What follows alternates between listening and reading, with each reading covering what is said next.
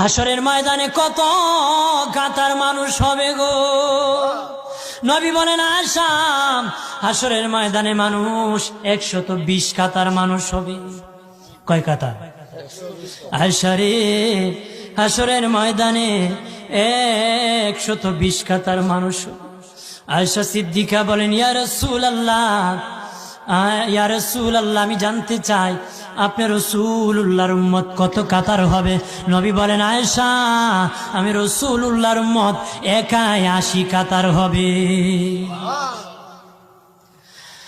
আয়েশা বললেন ইয়া রাসূলুল্লাহ, দিনের নবীজি 80 কাতার দিয়ে আপনার উম্মত হবে, আপনার উম্মতকে কেমনে আপনি চিনবেন? নবী বলেন আয়েশা রে, আমার উম্মতকে 3টা পরিচয় আমি চিনব।